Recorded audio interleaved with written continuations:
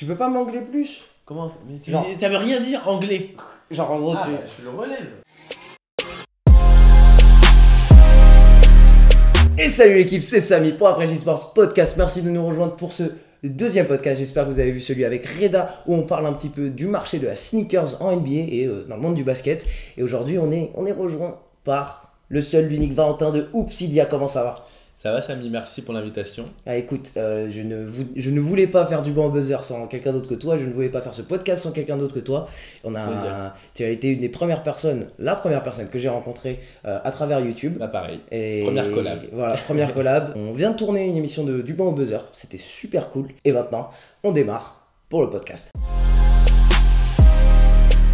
Donc Valentin, tu es un YouTube baller, tu es arrivé sur YouTube, Ça fait je l'ai bien longtemps, dit, oui. je l'ai bien dit, Ça fait ça fait longtemps que qu'on te l'a pas dit celui-là. Non, personne me l'a jamais dit, c'était Ah un ouais. concept que j'avais tout seul Oui, dans ma tête. T'avais essayé de le mettre je crois sur ta bio Instagram Ouais, ou mais quelque ça, chose. personne, ça n'a jamais pris. Qu'est-ce que t'as fait dans ta carrière basket? Alors, déjà, je sais pas si on peut appeler ça une carrière, mais en tout cas, Si, on c'est va une dire carrière. un parcours. J'ai une carrière de football américain, elle est pas géniale mais j'ai une carrière. Ouais, mais pour moi, carrière, ça veut dire qu'il y a un moment qu'on a fait ton Il y métier. a de la pro. Et dans le basket pur, j'ai pas de métier, si tu veux. Ok. Le parcours de basketteur que j'ai eu, c'est vraiment un parcours de fan, vraiment de base, qui regarde tous les highlights partout. À l'époque des skyblogs, je téléchargeais, je sais pas pourquoi, j'avais un skyblog avec 200 pages, je téléchargeais tous les gifs que je trouvais et je les uploadais. Tous les gifs de basket? Ouais. Waouh. Et j'ai la même chose en version papier, c'est-à-dire que je prenais les meilleures pages des magazines et je les mettais dans un lutin. Et j'ai demandé à ma mère de me le renvoyer, il est chez moi, les gars. Et tu l'as? La défense. Ouais. Non, c'est trop Marqué drôle. basketball écrit avec des lettres coloriées. Trop drôle. Et du coup, ouais, mon père m'a installé un panier chez moi très tôt. Mais pourtant, ma mère elle a fait un peu de basket quand elle était jeune et mon père il faisait du rugby et du hand. Enfin, ma mère aussi faisait Il y du avait hand. pas Enfin, non plus- rien de... J'ai vraiment grandi dans une famille de rugby. Enfin, pour le coup, mon père il est vraiment fan de rugby. Franchement, je saurais pas te dire. Il y a des photos de moi de quand j'étais petit avec un ballon, une casquette des Suns et tout. Mais ça, c'est pas moi qui choisissais à l'époque, tu vois. Le souvenir le plus lointain que j'ai, c'est qu'en fait, dans l'école primaire où j'étais, il y avait un terrain de foot et un terrain de basket. Et le terrain de foot, il était toujours blindé avec des gens qui attendaient sur les côtés et tout. Et sur le terrain de basket, il y avait des filets en chaîne, tout le monde s'en foutait. Moi, j'étais Tu trouvais ça stylé? comme un gosse que j'étais. Mhm. Et il y avait des ballons tout neufs qui étaient des ballons Sunny Delight à l'époque. Et ballons publicitaires qu'on doit filer aux écoles et tout. Faut que tu contactes Sunny Delight et que tu retrouves un maintenant, je me dis, c'est la seule chose que tu dois faire, c'est ça. Et du coup, je me suis inscrit au club. Alors, j'ai fait une première tentative en poussin. Mais c'était, on en a déjà parlé, mais pas de freestyle, ça vient de là. Ouais. C'est un mec de la mairie qui coachait des gosses, mais donc il était pas basketteur et il disait pas de freestyle. Voilà. Ça, c'est pour te donner une image du truc. Mhm. Et en plus, moi j'habitais dans l'Orne et le club étant dans le département d'à côté, forcément quand il fallait aller à l'autre bout du département le samedi après-midi, mes Ouais. parents ils bégayaient Ils un sont peu. pas tu vois. chauds. Donc ça a duré une seule année.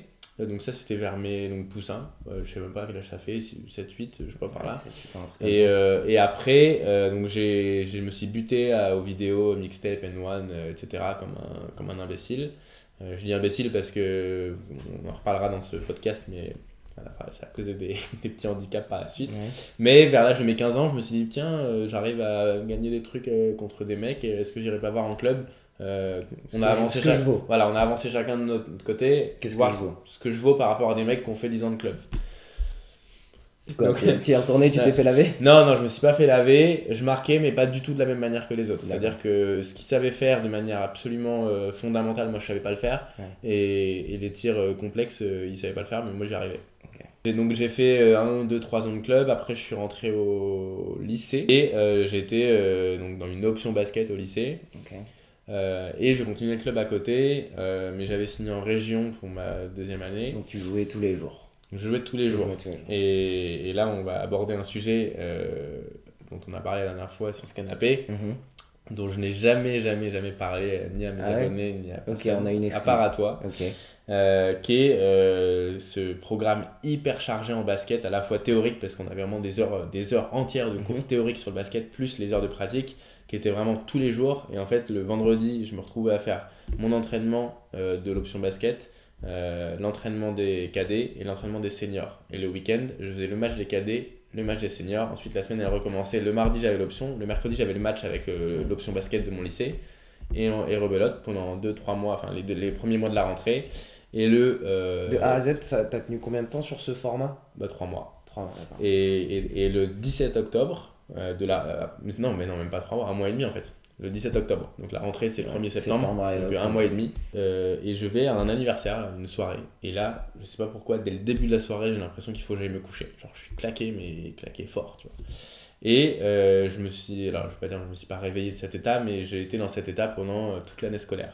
C'est-à-dire que, et vraiment crescendo, c'est-à-dire que ça a commencé par une fatigue lourde qu'on pourrait comparer à la mononucléose.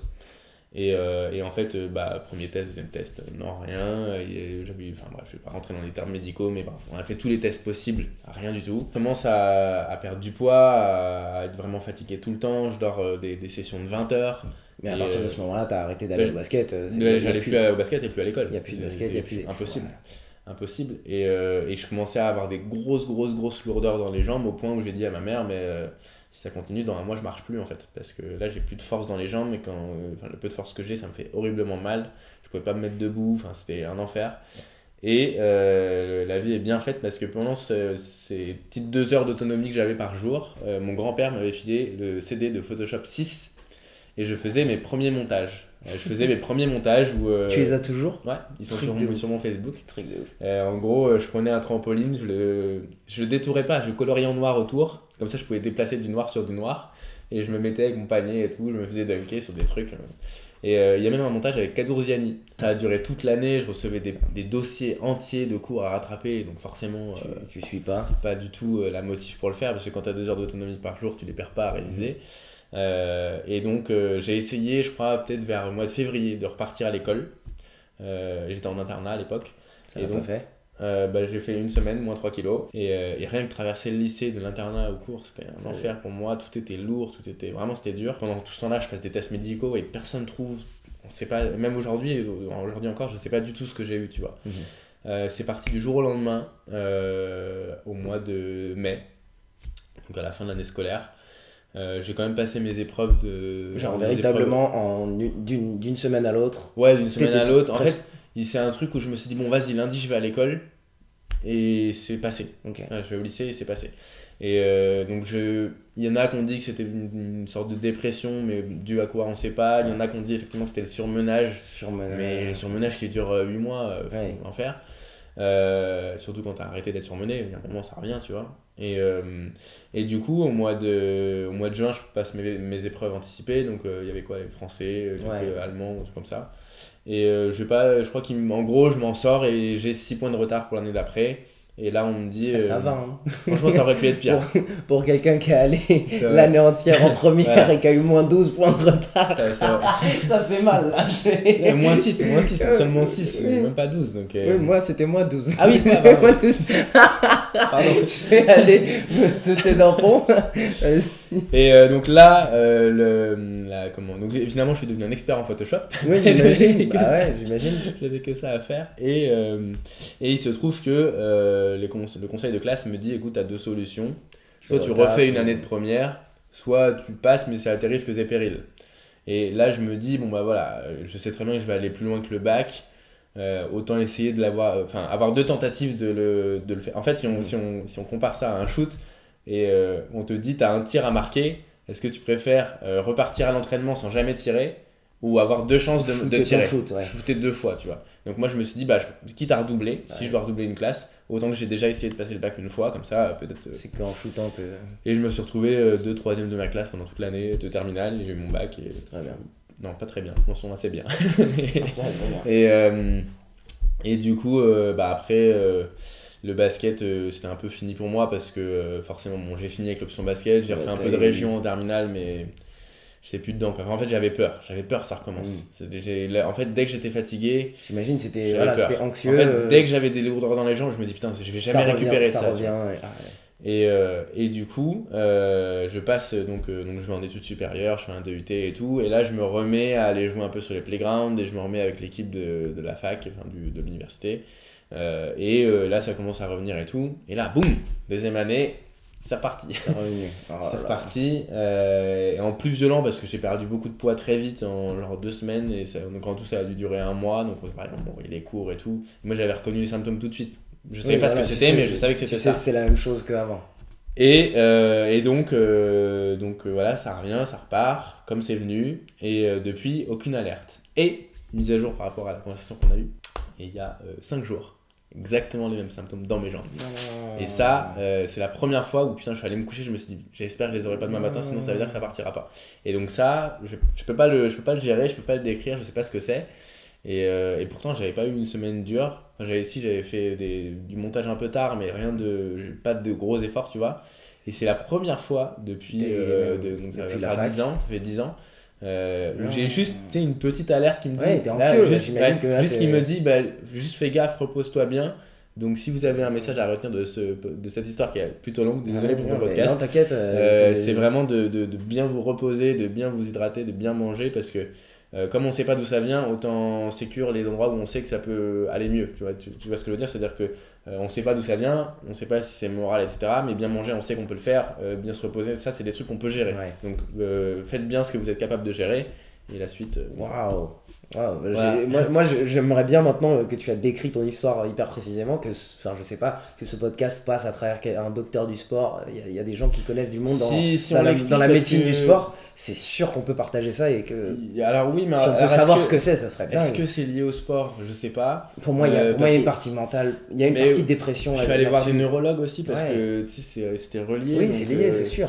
Il y a une hypothèse qui était que c'était exactement la période de quand ma grande sœur elle est partie aux États-Unis.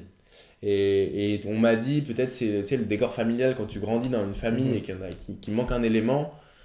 Ça te fait un choc émotionnel. Ouais. Alors que moi j'étais très content pour elle et en plus on se voyait limite plus que quand elle était en France parce qu'on FaceTimait enfin à l'époque c'était Skype beaucoup plus qu'avant. Et ouais, donc les gens ils ont pensé que c'était peut-être ça, mais on n'a pas encore de vérification de tout ça. Donc maintenant je me repose, je me couche tous les jours avant minuit quand je peux. Et voilà. Voilà mon parcours. Donc jusque là, juste pour terminer le parcours, donc je joue à la fac et tout. J'avais plus le temps de faire de club et depuis j'ai jamais refait de club et on en est arrivé à la suite que vous connaissez presque. Okay. Ma deuxième question c'était comment, alors voilà, on se l'est dit dès qu'on s'est vu le premier jour, je t'ai posé cette question, j'ai envie qu'on le partage. Tu m'as dit que filmer ça t'a aidé à progresser et on le sait que des joueurs NBA se filment, on le sait que des joueurs dès que tu arrives à un certain niveau pro, les joueurs se filment, se regardent, ils ont des sessions pour se regarder.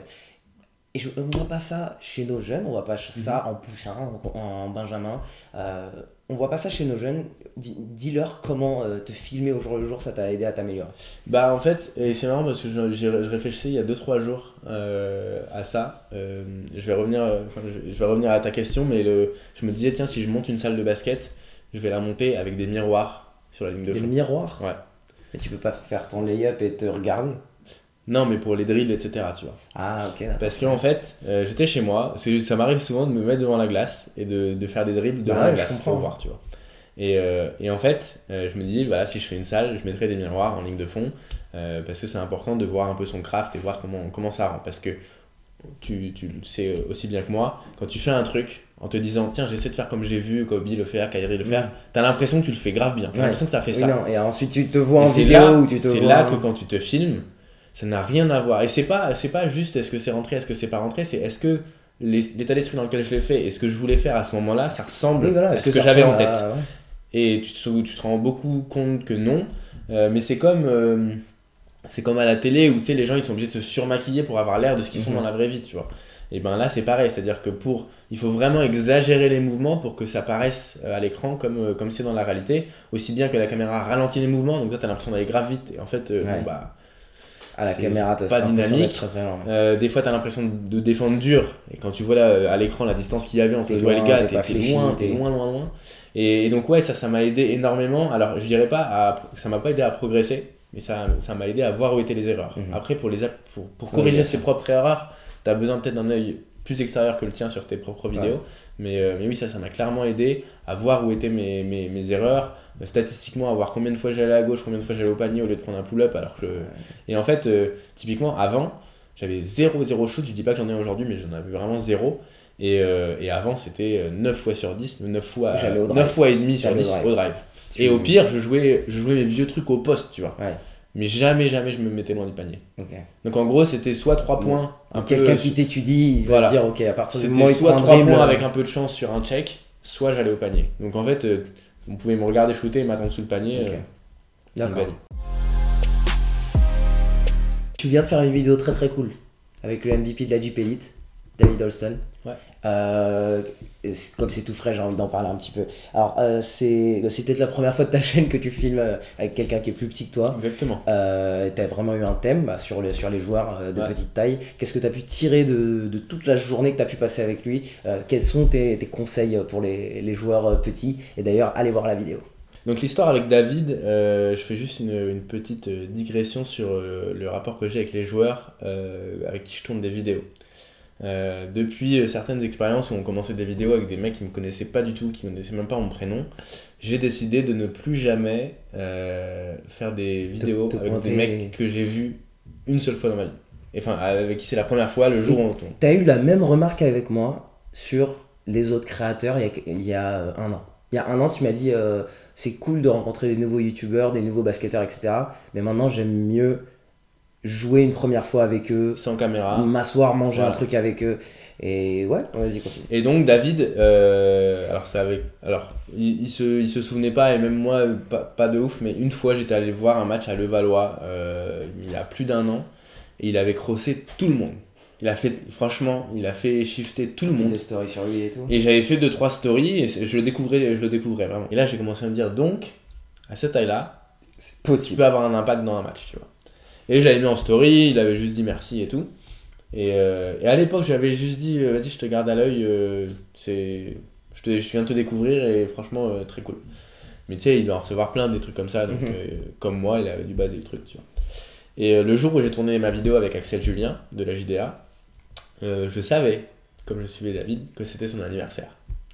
Et je le croise dans le couloir, on se connaît pas, et je lui dis, c'est pas ton anniversaire aujourd'hui? Et en fait, ça l'a fait sourire, il a dit bah si et tout, merci, c'est avec plaisir et tout. Cool. Et juste de ça, en fait, après quand on s'est écrit en DM, il répondait tout de suite et tout. Et on a forcément accroché parce qu'on faisait un peu la même taille. Il fait 1m68, je fais 1m73.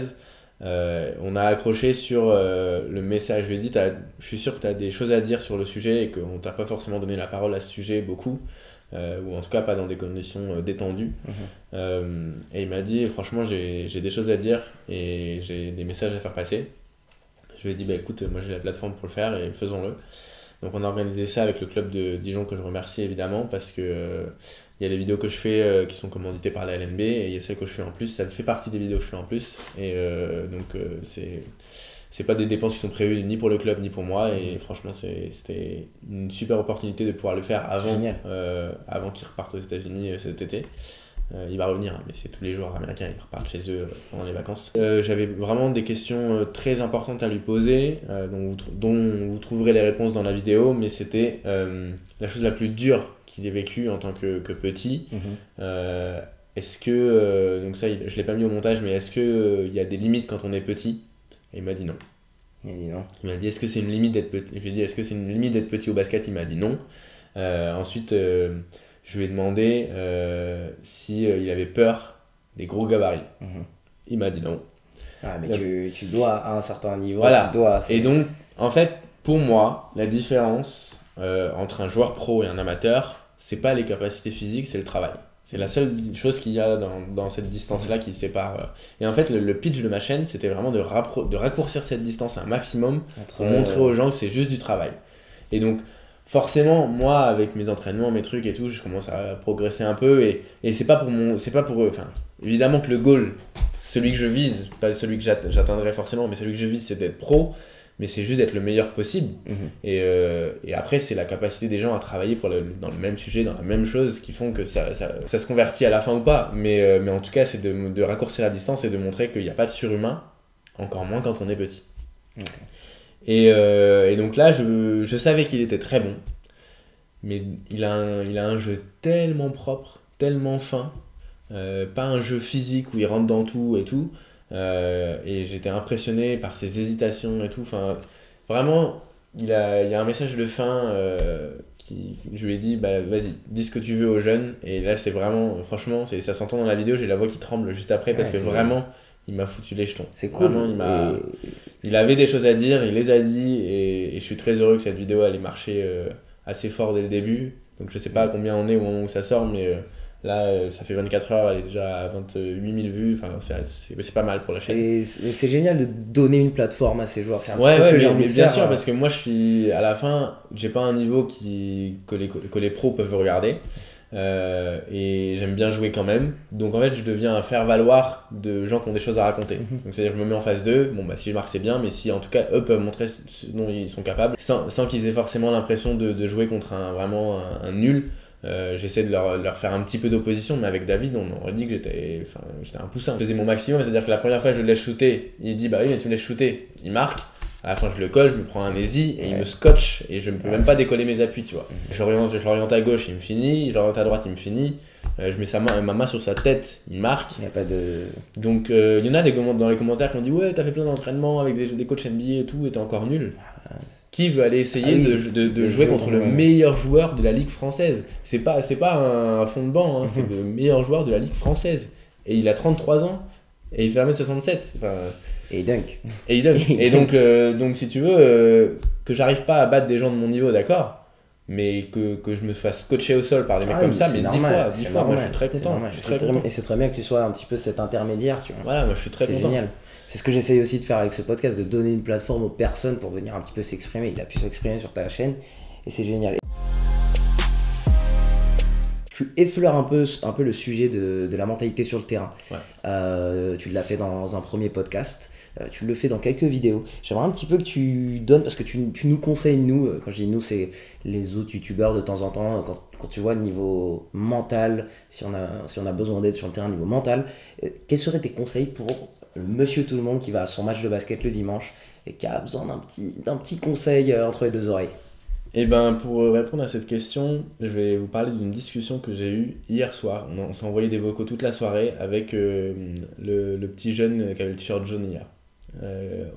Au terrain avec qui on a joué, parce que j'ai demandé son Insta. D'accord. Parce que typiquement... Pour les détails, on a joué ensemble hier un pick-up game normal. Voilà, et j'ai repéré un jeune qui avait un super niveau. Je suis arrivé, je me suis dit, lui il est très chaud. Et sur les premiers matchs et tout, il était vraiment bon. Et quand on a fait un match ensemble, le moral vraiment à zéro, il s'engueulait contre lui, enfin il était vénère contre lui-même. Tu penses qu'il se mettait la pression parce qu'il jouait avec? Non, rien à voir, non. C'était juste, voilà, il a... mais si tu veux, il était frustré parce que plus il rentrait, plus il pénétrait, moins ça rentrait, plus il forçait, plus il ratait, et plus il ratait, plus il était vénère.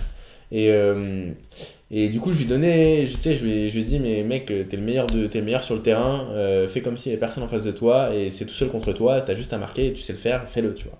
Et à la fin, il est revenu, et c'est lui qui a plié le match à lui tout seul, il en a mis 6 de suite, et il est terminé, tu vois.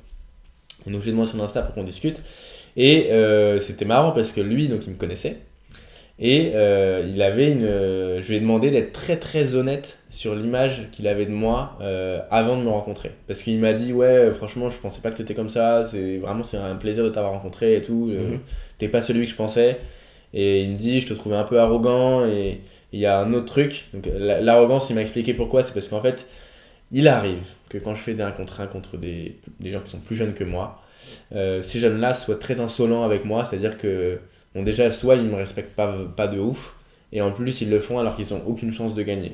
Donc forcément, quand je marque contre eux, j'ai un peu le regard fermé, je regarde la caméra pas très gentil, et les gens ils se disent bah putain il fait son mec alors que le gars il a 12 ans. Mais c'est parce qu'ils n'ont pas le background où le gamin il m'a trash talk sans aucune arme. Enfin, il voit pas les messages, les commentaires.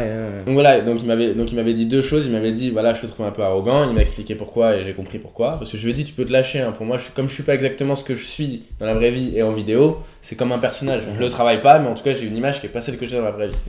Même pas celle que j'ai dans ce podcast là, parce que là je suis vraiment plus naturel que dans les vidéos.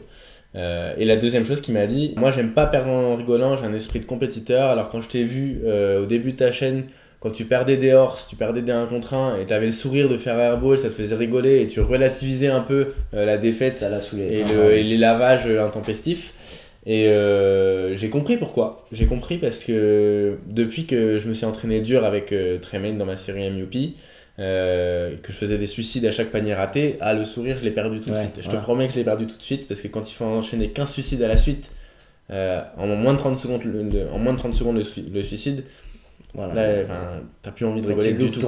Et en plus, quand à la fin de chaque épisode, le mec te prend un contre un et il t'allume. Et lui, il est frais. Et lui, il t'allume. Il y a zéro sourire en fait. Les premières fois, j'étais là, et après, pas du tout. Tu vois.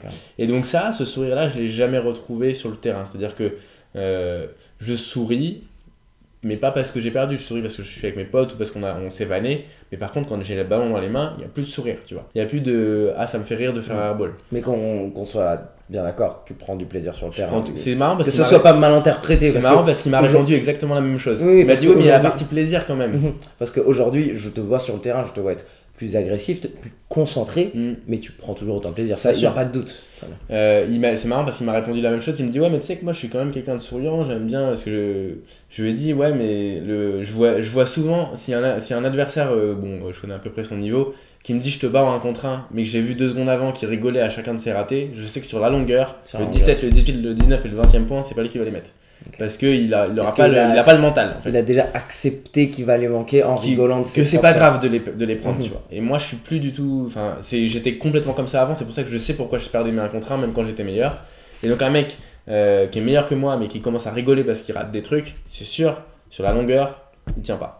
Et même si, après je perds encore, mais au moins je perds sans aucun regret. Et t'as changé ta manière de voir les choses. Et donc du coup, pour Monsieur Tout le Monde, qu'est-ce que t'aurais à...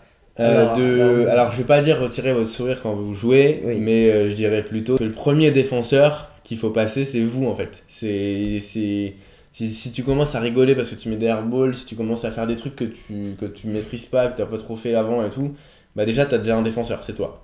Et après, une fois que tu as passé ce gars-là, il faut pas se dire qu'il y en a un deuxième. Il faut te dire que ce mec-là, tu la reconnais cette situation, tu l'as déjà vécu plein de fois, tu as juste à réappliquer un truc que tu sais faire et tu vas au panier. Et t'as pas forcément besoin d'inventer des trucs. Parce que moi, je faisais beaucoup de gris-gris à l'époque. Tu l'as vu hier, j'en fais quasiment plus. Mais je faisais 45 000 dribbles avant de partir.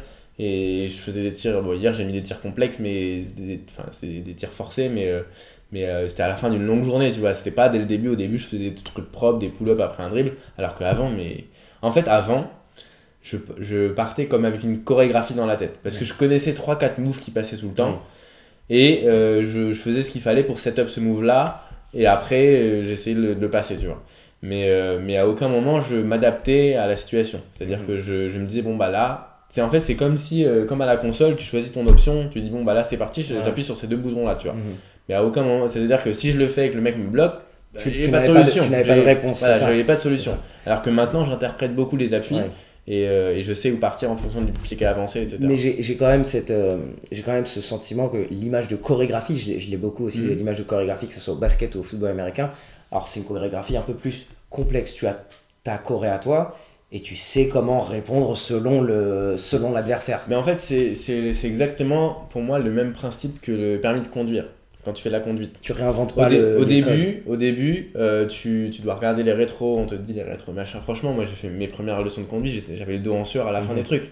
Et là, plus jamais je conduis pendant même 6 heures, j'ai pas le dos en sueur, tu vois. Parce que en fait, ce qui était nouveau pour toi est devenu absolument naturel, et des réflexes. Et en fait, même quand tu apprends un nouveau move, qu'à l'échauffement, sans défenseur, tu le passes parfaitement, tant que tu l'as pas passé sans y réfléchir sur quelqu'un, c'est impossible. Et moi, il y a des moves que j'ai fait contre Reda notamment, que je suis incapable de te refaire. Genre prendre le bump, me retourner, mais faire vraiment un 3-6, mettre le panier, je sais même pas comment le refaire.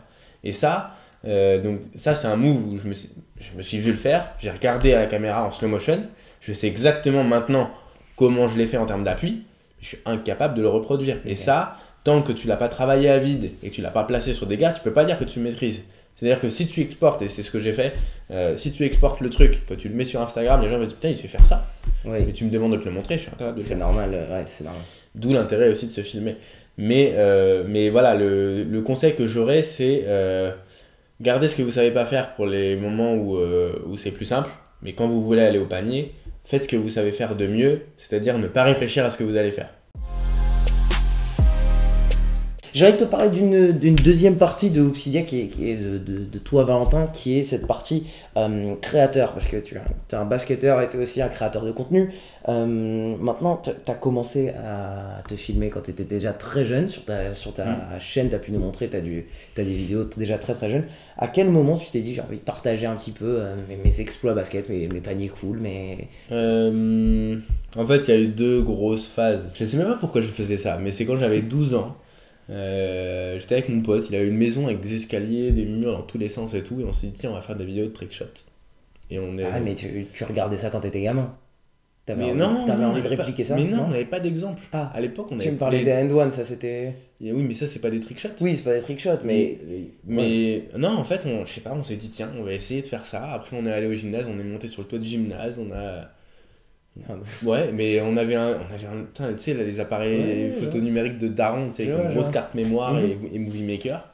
Et donc, à l'époque, on avait fait 3 épisodes pendant l'été. Ah oui, tu faisais un montage derrière. Ah oui, d'accord. Ouais, 3 épisodes qui duraient 2-3 minutes et que des trickshots. Et du coup, c'est là qu'on a commencé à avoir cette idée de persévérance, du passer 6 heures sur le même. Il y en avait où on faisait les rebondir, mais de loin, genre à l'équivalent d'un 3 points, on devait faire rebondir sur un mur qui faisait ça. Comme ça, et sauf qu'on était à la même hauteur du panier parce que c'était chez la voisine. D'ailleurs, on avait cassé la parabole, ça avait coûté de l'argent à nos parents parce qu'on en faisait un avec le mur, enfin bref. Et ça, on mettait évidemment sur nos Skyblogs. Il y a toute une histoire derrière. Ouais. Vas-y, continue. On avait ce truc de tiens, on va faire un épisode, puis un second, puis un troisième. Puis on a fait aussi un épisode avec des canettes, ou des canettes de coca dans des poubelles, et on se baladait dans la ville. Des trucs où on tapait, on les mettait sur une rambarde, on tapait, ça allait dans la poubelle, enfin des trucs comme ça. Et en fait, à l'époque, on le mettait sur nos Skyblogs, mais ça n'a pas percé de ouf. On l'a mis sur YouTube aussi, sur ma chaîne perso, et ça n'a pas non plus percé de ouf. Et à l'époque, il n'y avait pas encore YouTube. Enfin, il y avait YouTube, mais il y avait YouTube pour disque dur à vidéo, quoi. Il n'y avait pas de youtubeurs. Les Dudes Perfect sont arrivés bien après. Ouais. Et là, quand ils sont arrivés, j'avais peut-être... Tu t'es dit... J'avais peut-être 20 ans. J'ai fait... J'aurais dû Seulement on avait continué. 8 ans plus tard. Tu te rends compte, on aurait 8 ans de trickshot dans les pattes. Ouais, mais clairement, Dude Perfect aussi. Hein, ils ont eu plein d'années où ils galéraient. Bien sûr. Mais il y en a un qui est arrivé juste... soit au même moment, soit un peu après. Il n'y avait pas un Mister Trickshot. Il y a un Français qui s'appelle Johan Simon, qui s'appelle Braise Mamba, qui lui est en Bretagne. Et lui, il a plié le game, il faisait 15 fois ce qu'on faisait, tu vois. Après, je crois qu'il est un petit peu plus vieux que moi, quoique. Mais en tout cas, je l'ai découvert après. Genre, peut-être j'avais 15 ans, tu vois. Et là, j'ai commencé à dire, il y a un mec qui se fait respecter en France pour ça, quoi. Et j'étais fier. Pas du tout, mais c'était pas du tout dans les contenus aujourd'hui, tu vois. En tant que basketteur, j'étais fier qu'il y ait un Français qui ait des vidéos, qui fasse des trickshots, qui fasse le tour du monde. Donc ça, c'était, on va dire, la première phase. Et la seconde, parce que du coup, j'avais arrêté de me filmer, même quand j'étais avec mes potes, je me filmais pas forcément. Sauf avec Jérémy, que tu connais. On avait l'habitude de se retrouver à Alençon. Et comme son frère, que vous connaissez sans doute, qui s'appelle Le Monde à l'envers, moi je l'ai vu démarrer sa chaîne. Et il avait une caméra. Il avait un 70D d'ailleurs, c'est celui que j'avais au début de ma chaîne. Comme il avait une caméra, dommage pour lui, on lui demandait de nous filmer. Et donc on faisait des montages de nos sessions l'été, tu vois. Mais c'était même pas pour les poster, c'était pour avoir c'était un kiff. Ouais, pour nous, pour des souvenirs, tu vois. Et on postait ça sur Facebook et on était contents, tu vois. Et donc ça, c'était la première phase. Et la seconde, c'était quand la Hoops Factory a ouvert. J'ai fait la pré-ouverture. J'étais le premier à mettre les pieds sur le parquet. Donc j'y ai joué pendant 1 an. Et au bout de... Ouais, je crois qu'ils ont ouvert en 2016. Donc en genre septembre, je crois qu'ils ouvrent le service vidéo. Et donc tu peux récupérer tes highlights. Et moi, à l'époque, j'étais pas bien payé. Je travaillais dans la pub, mais c'était le début de ma carrière. J'étais pas très bien payé. Mais la Hoops Factory, je sais pas s'ils le savent, mais c'est une des seules marques pour lesquelles je pouvais me mettre dans le rouge. C'est-à-dire que financièrement, je regardais jamais mon compte avant d'aller à la Hoops et j'y allais vraiment 5 jours sur 7. Pour les employés qui étaient là à l'époque, je faisais la fermeture quasiment tous les jours avec eux. J'étais tout le temps. Et quand je dis dans le rouge, je me suis vraiment mis à découvert. Et des fois, j'étais déjà à découvert et j'allais quand même à la Hoops. Tu vois. Et je pense que ça fait partie des quelques marques que j'aime profondément. Il y en a une autre qui s'appelle Overtime. On pourra en reparler après. Mais c'est des marques...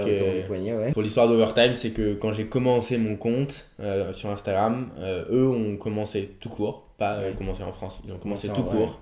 Et à l'époque, tout le monde pense qu'aujourd'hui c'est un média, mais à l'époque c'était une Tu application. utilisais l'application. C'était ouais. une application d'éditeur de highlights où tu avais les ralentis, tes focus, tes freeze, tes machins. Et il y avait un truc qui était innovant de ouf. C'est qu'en fait, tu pouvais filmer. En fait, tu pouvais regarder un match sans démarrer le record. Et en fait, si tu voyais un super poster, t'appuyais. Et en fait, tu avais Ça les 15 secondes en cache d'avant. C'est génial. Et ça, c'était incroyable, surtout. Et du coup, je leur avais envoyé un mail pour leur dire voilà, je dis pas que je vais percer. Je dis juste que je vais créer du contenu en France. Voilà, regardez-moi, salut, Voilà. j'existe. Et que j'utilise beaucoup votre app. Donc, peut-être on peut faire quelque chose ensemble. Mais à l'époque, tout comme moi je l'étais, ils étaient amateurs. Ils venaient de lancer en mode startup leur Une truc. app. Ils n'ont absolument aucun budget. Et ils m'avaient de toute façon répondu on n'est pas prêt à se développer en France. 2 ans plus tard, je reçois un mail avec tous les fondateurs, tous les gens de chez Overtime. Un mec qui envoie à toute l'équipe Overtime salut à tous, on va démarrer le compte français la semaine prochaine. Voilà, ça c'est Valentin, c'est sur lui qu'il faut s'appuyer en France, etc. Et c'est une belle histoire d'amour parce que la semaine d'après, par hasard, j'allais au All-Star Game à Charlotte. On s'est vu là-bas, on était très contents. Moi j'ai vu Overtime Larry là-bas, on a fait une story pour le compte. Et on sort avec Jérém et Brice. Non, avec Brice. Et il y a un mec qui me tape sur l'épaule. Et là, c'était Dan, c'était le fondateur d'Overtime, tu vois. Qui lui m'avait reconnu, moi je le connaissais pas, mais il m'avait reconnu. Et donc, ils étaient vraiment très flattés que j'aime leur marque depuis le début. Il y a même des gens qui travaillent aujourd'hui avec qui j'échange qui n'étaient pas là au moment où j'ai envoyé ce mail. Donc, j'ai renvoyé les screens des mails et tout. Enfin voilà. Donc, eux et la Hoop Factory, c'est vraiment deux choses qui m'ont fait aimer à la fois le fait de se jouer au dédier. basket et faire du contenu. C'était vraiment la synergie des deux. Et quand ils ont lancé le service vidéo à la Hoops, j'utilisais l'appli Overtime pour poster mes highlights de la Hoops et les mettre. Et même à l'époque, je me rappelle que j'essayais déjà de trouver des improvements pour leur truc, parce que je leur avais dit il y a déjà un watermark sur les contenus de la Hoops, et il y en a un avec vous. Est-ce qu'il n'y a pas un moyen d'exporter les vidéos pour qu'il n'y ait pas votre watermark? Et ils ont dit non, c'est compliqué. Et donc j'avais remarqué que quand tu éditais sur leur plateforme, parce que eux c'était aussi un réseau social, donc tu postais tes highlights sur leur plateforme, t'avais pas le watermark. En gros, t'avais le watermark que quand tu sortais. Non, t'avais le watermark que quand tu sortais la vidéo, quand tu la faisais exporter. Okay. Et donc, je l'ai publié sur leur page. J'allais dans le code source de la page. Je téléchargeais la truc, donc il n'y avait pas le logo Overtime. Voilà. Alors que maintenant, je suis très fier d'avoir le logo Overtime. Ouais. Et donc, j'ai commencé à prendre mes highlights, parce que comme je jouais 5 jours par semaine, je prenais mes highlights. Et je faisais 3 posts par jour, une passe dans le dos, une petite mixtape, etc. Et donc ça c'était en septembre 2016 et en avril 2017, je me lance enfin sur YouTube après plusieurs mois de préparation parce que Valentin, donc le petit frère de Jérémy, mes potes, tout le monde me disait il n'y a personne sur YouTube, lance-toi. Et donc je me suis lancé et après voilà. La suite on la connaît. Quelle est la vidéo que tu as préféré faire? Parce que tu as fait plus de 100 vidéos sur ta chaîne YouTube. C'était quoi la vidéo que tu as préféré tourner? C'est celle que j'ai préféré tourner, celle que j'ai préféré monter, celle dont j'ai préféré le fond, la forme, tout. C'est l'accomplissement de tout ce que j'ai tenté en termes de montage, de dynamique, de rythme, de longueur. C'est la vidéo avec David Holston. Vraiment, c'est à la fois parce qu'on s'est très bien entendu. Je peux vous lâcher un scoop. Un scoop. Allez, moi je veux des exclus dans ce podcast, donc vas-y. En vrai, c'est rien de... Si, c'est un scoop, c'est génial, c'est important. David m'a écrit pour me proposer une idée, qui est de faire un camp pour petits. Un camp pour petits? Voilà. Ah, canon. Et donc je pense qu'on va faire ça ensemble. Moi je serais interdit parce que je fais un 80, c'est ça? Ouais, je pense que ça va être en dessous d'un 80. Sous d'un 80. Ça me fait penser à Disneyland. En vrai, j'aimerais bien... Ça me fait penser à Disneyland quand tu essayes d'être grand pour passer ça dans les trucs. Mais peut-être même, je pense... Moi j'ai envie de mettre peut-être en dessous d'un 75. Parce que 78, 79, tu commences à être un peu chiant. Tu commences en fait, à 79, t'as peut-être même de l'envergure. Mon seul conseil là-dessus, c'est que de toutes les manières, il va y avoir des gens qui seront pas contents avec le chiffre que tu vas annoncer comme chiffre. Ça, c'est comme les impôts. Voilà. Il faut bien les trancher. Il faut bien choisir à un moment. Donc, voilà, donc on va y travailler pour l'an prochain. Je pense qu'on va faire ça à la Toussaint. Ça va être génial. Ce sera à Dijon, on verra. Mais en tout cas, pour revenir sur la vidéo et pourquoi c'est ma préférée, déjà parce qu'en termes de montage, c'est celle qui m'a le plus donné du plaisir à le faire, parce que je l'ai monté sur mon nouvel iMac, et que c'est un bonheur de bosser sur ce truc-là. Je l'ai monté en une journée et une nuit parce que je me suis pas arrêté. J'ai tout sous-titré parce que pour moi c'était important que tout le monde comprenne bien tout ce qu'il disait. Il a donné un message à la fin qui m'a mis aux larmes. Il m'a lavé fort, mais ça c'est un sujet. Mais si tu veux, ouais, je crois que le message, il était à la fois destiné à tous ceux qui sont petits, mais à la fois destiné à moi parce que je fais cette taille-là, que j'ai eu évidemment des espoirs d'être pro un jour. À l'époque, putain, c'était il y a longtemps. Il y avait Sonta Rogers qui était un joueur du Mans et je me rappelle, je crois qu'il était même encore plus petit que David, il faisait la taille de ma mère, je crois, il faisait 1,58 je crois. Ah, c'était ton. Et lui, je me dis, waouh! C'est lui. Et bon, après, il n'était pas aussi formidable que David sur le terrain, mais après, il y a eu Nate Robinson, etc. Donc, si tu veux, je me suis toujours identifié au petit et pouvoir avoir l'honneur d'avoir un petit aussi talentueux que David sur ma chaîne. Enfin, vraiment, ça cochait toutes les cases du contenu parfait que j'aime et je suis content des retours que j'ai eu parce que, a priori, c'est partagé. Et puis aussi sur le lien avec la personne. Genre, j'ai eu vraiment l'impression quand tu tournais cette vidéo, quand j'ai pu voir la vidéo, j'avais aussi l'impression qu'il était content d'être là. J'avais vraiment l'impression de voir deux potes. Tu enlevais le nom de David. Pour moi, c'était deux potes qui tournaient une vidéo et qui parlaient d'un sujet commun. C'est marrant que tu dises ça parce que aujourd'hui. Alors c'est vraiment triste hein. Et c'est pas pour me la raconter et tout, mais on a eu cette conversation avec Briscoe. Ce qui est triste, l'avant et l'après chaîne YouTube, parce que je parlais pour cette fois aussi au nom de Briscoe, c'est qu'avant nos chaînes, on était fans de NBA et tu nous mets 30 secondes avec un joueur NBA, mais on est refait. Tu fais le tour de la terre pour y aller. Je me souviens, avant ma chaîne, avec Jérémy, que tu connais, vous disiez... on est allé au CBC à Caen. Donc au Caen Basket Club, il y a le meilleur pote de Nicolas Batum qui s'appelle Camille Eleka qui jouait, donc Nicolas Batum était là. Et à la fin, Nicolas Batum il a marché sur le terrain. Et nous, il y avait plein de monde. On est allé, mais juste pour le toucher. Avec quel âge c'était On avait 20 ans, 22 ans. ans. C'est le moment où chez qui un joueur, c'est un truc de ouf.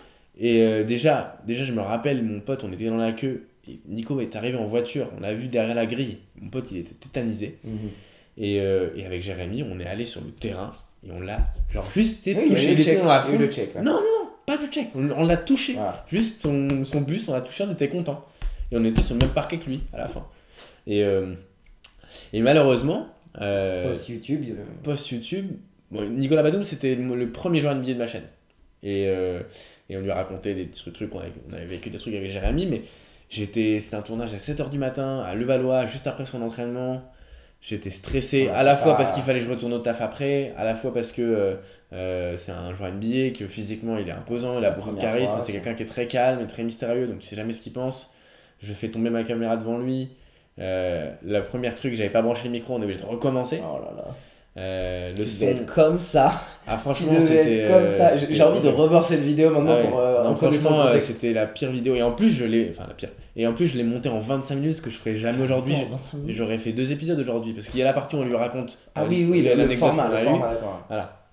Ah non, je l'ai pas monté en 25 minutes. Oui, je me suis dit monté en 25 minutes. Non. Et format de 25 minutes, je le ferai jamais aujourd'hui. Et en fait, avec Brice, pour le bien de la communauté française, on a démocratisé la présence de joueurs NBA sur le YouTube français.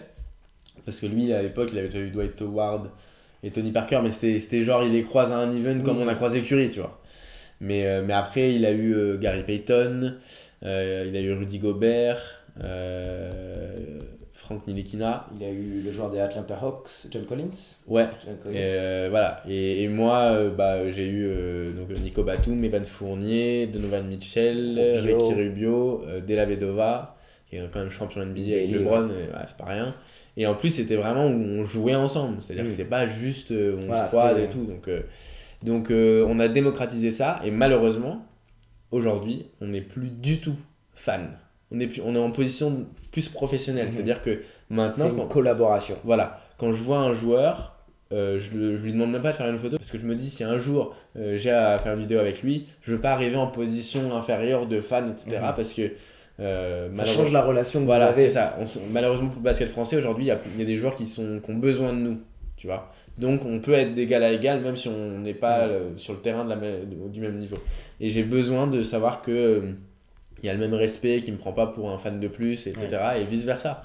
Donc je fais vraiment la part des choses maintenant et j'ai plus ce côté groupie. Moi, merci à tous ceux qui me regardent, etc. Mais c'est triste, hein, mais j'ai réalisé tous mes rêves et là j'en ai plus. C'est-à-dire que J'ai rencontré Georges Eddy, j'ai rencontré Kadrouziani, je suis allé au All-Star Game, j'étais courtside au Staples Center. Enfin là, on a tous les goals d'un basketteur. Mais ça c'est une question de relancer les prochains rêves. Oui, il faut que j'en trouve. Là, je suis à la quête du prochain rêve. Ah, si tu veux. Mais t'as pas encore 30 ans, les prochains rêves. Non, mais en tout cas, j'ai coché tous les objectifs de ma chaîne en tout cas. Maintenant, je vais pas dire que c'est du bonus parce que j'ai quitté mon taf pour le faire, donc il faut que ce soit plus que du bonus. Mais ce que je veux dire, c'est que maintenant, j'ai plus l'excitation que j'avais au moment où j'ai commencé. Et même au moment où j'ai vécu ces rêves-là, j'avais une problématique de contenu dans la tête qui font que j'ai pas du tout profité. T'étais dans... J'ai pas du tout profité, ni au All-Star Game, ni parce que tu vois, on va aux États-Unis pour 2 jours, on passe presque plus de temps dans l'avion. Quand tu vas mater les Lakers. Voilà, on va mater les Lakers avec une caméra dans les mains, on va voir on n'a pas de temps, on profite de rien et on fait tout en express. Même les tatouages, on se les a fait hyper rapidement. Donc si tu veux, on n'a plus le temps de profiter, on n'a plus le temps de se dire waouh. Et donc notre premier souci, c'est de le faire vivre aussi bien que possible à ceux qui nous regardent. Et c'est plus pour nous qu'on vit les choses, c'est pour les autres.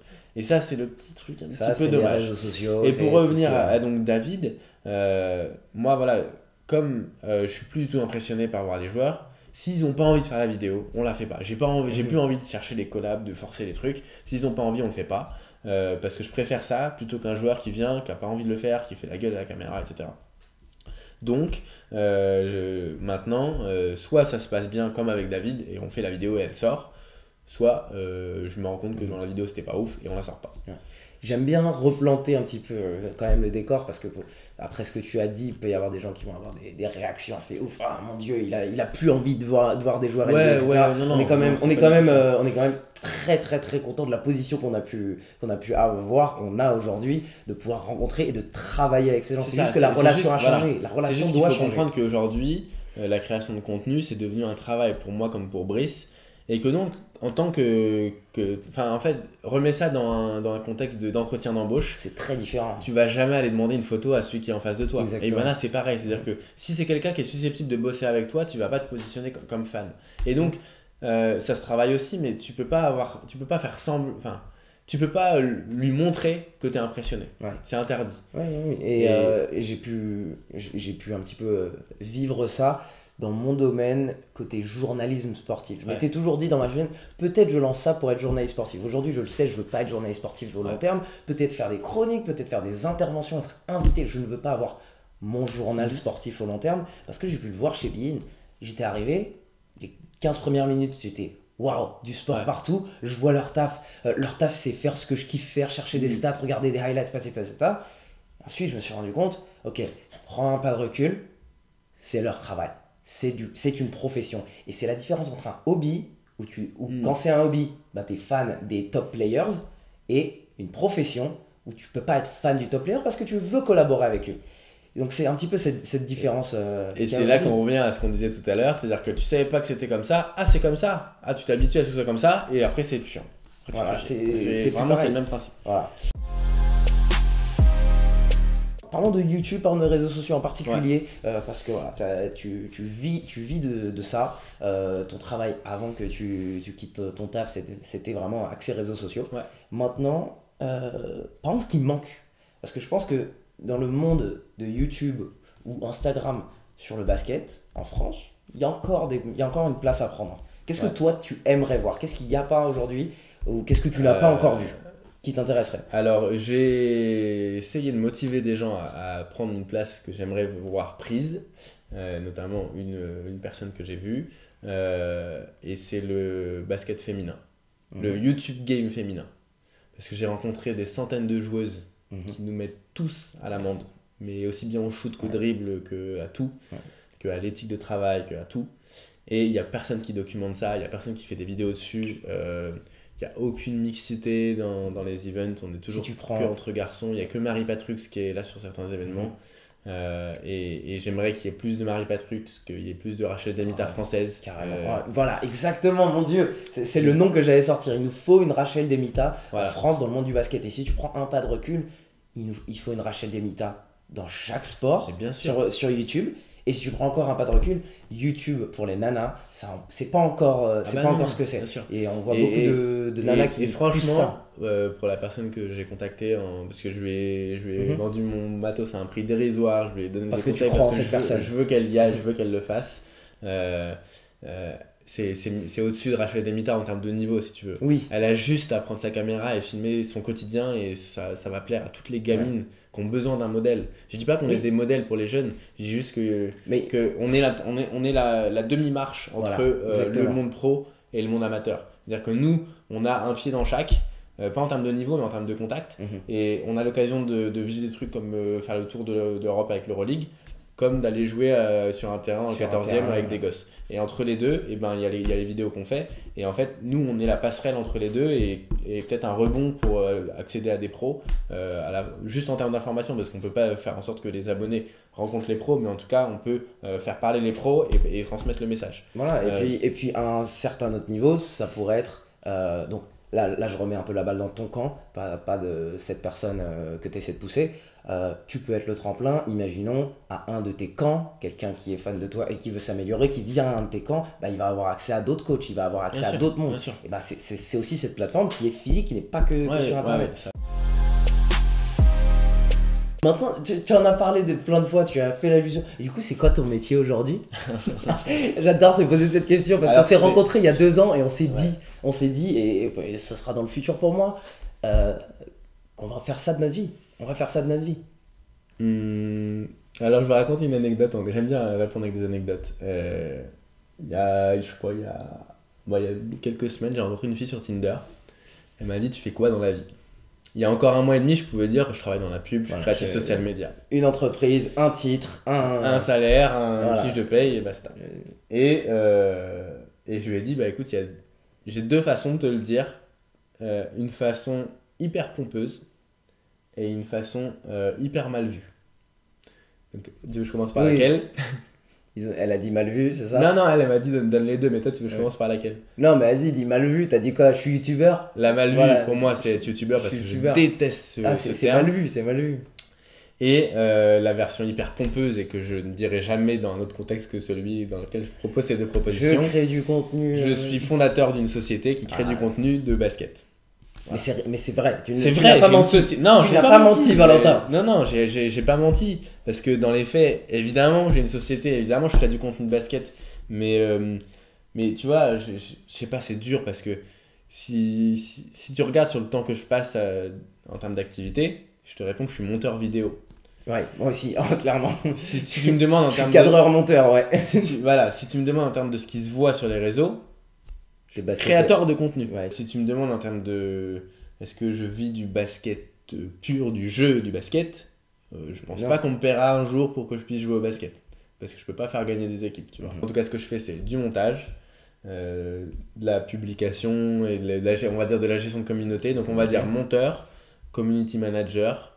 Je veux pas dire expert comptable parce que j'en ai un qui fait le taf à ma place, mais en tout cas, rien que faire les factures, t'as de la compta. C'est un peu boring. Ouais, cadreur. Hein, cadreur parce que je fais aussi des vidéos pour les autres, ça m'arrive. J'ai pas envie de dire comédien, mais c'est pas rien que d'aller devant la caméra. Présentateur, c'est pas rien d'aller devant la caméra. Je dis pas que je suis bon, mais en tout cas j'ai progressé depuis que j'ai commencé. C'était une des choses sur lesquelles je redoutais le plus. Voilà, on en avait parlé dès qu'on s'est rencontrés. Tu m'as parce que j'admirais ta facilité. Tu m'as tout de suite dit, toi, Eddy, d'autres personnes face à la caméra, ça va, ça fonctionne.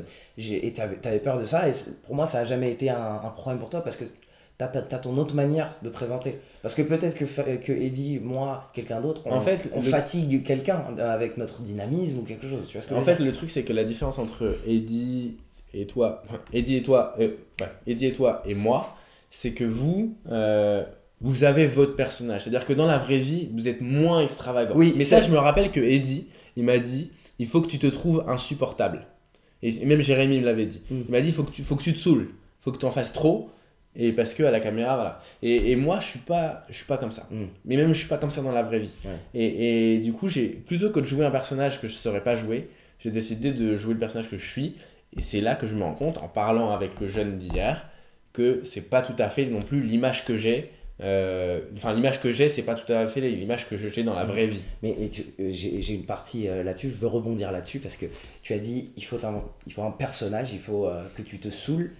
Et au final, personnellement, le Samy personnel, depuis YouTube, je suis un peu devenu la personne que je voulais être, en fait.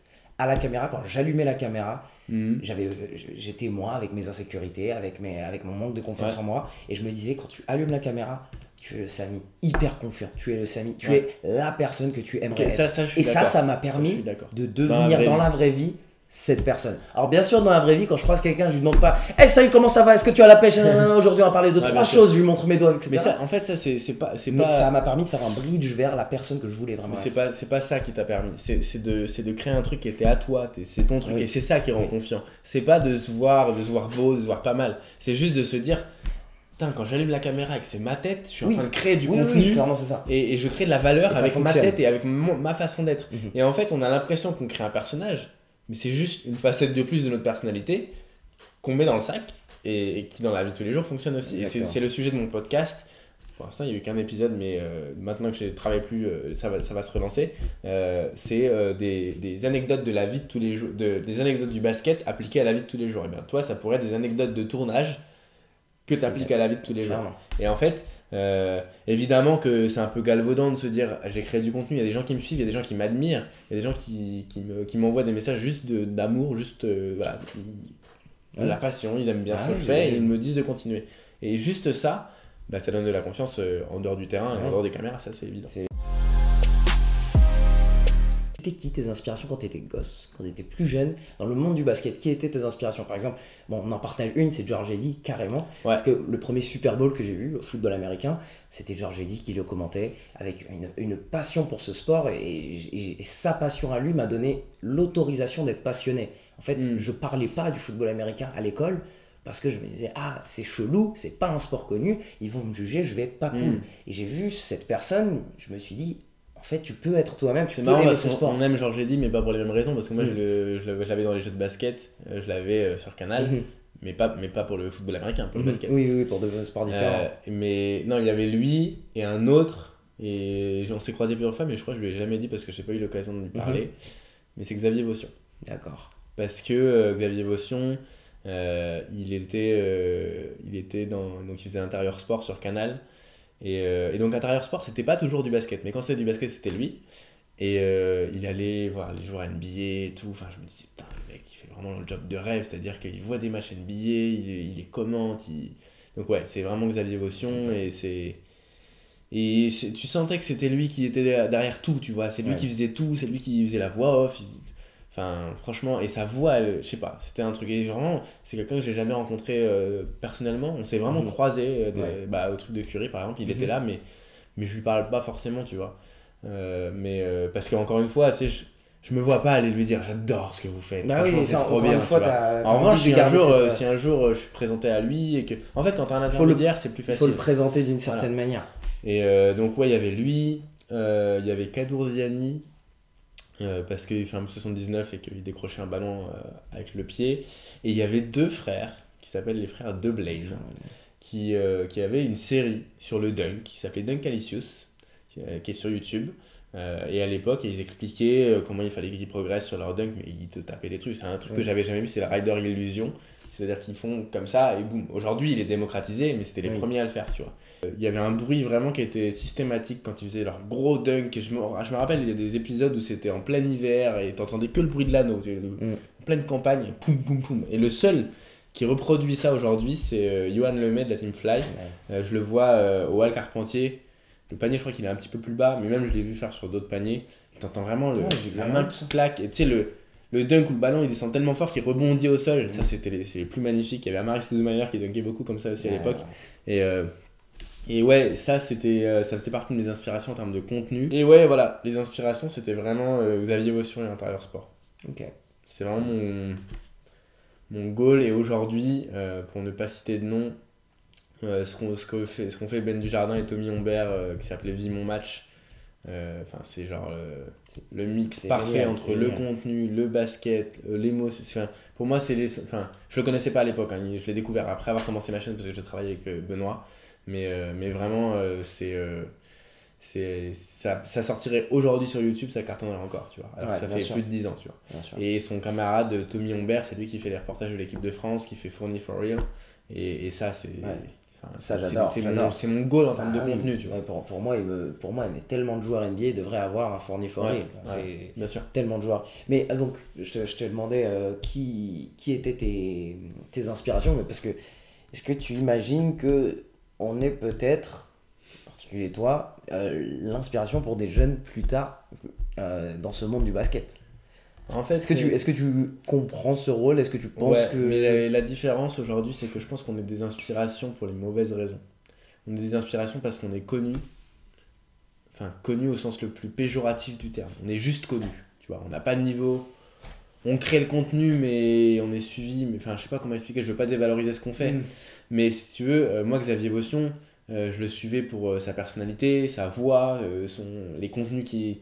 Mais parce que quand j'étais petit, j'associais Xavier Vaution à la qualité du contenu, alors que c'est pas forcément lui qui faisait le montage. Ah oui, mais il y a des jeunes qui te suivent et qui t'associent à la qualité de ton contenu. Mais ouais, en fait c'est la même chose, mais si tu veux, Xavier, j'avais pas de chiffre d'abonnés à mettre en face de lui. Oui.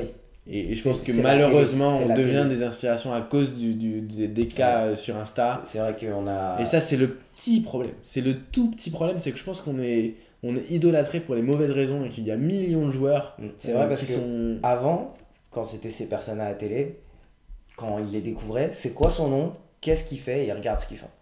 Nous maintenant, c'est quoi son nom, combien de cas abonnés il a, et ensuite je vais peut-être regarder ce qu'il fait.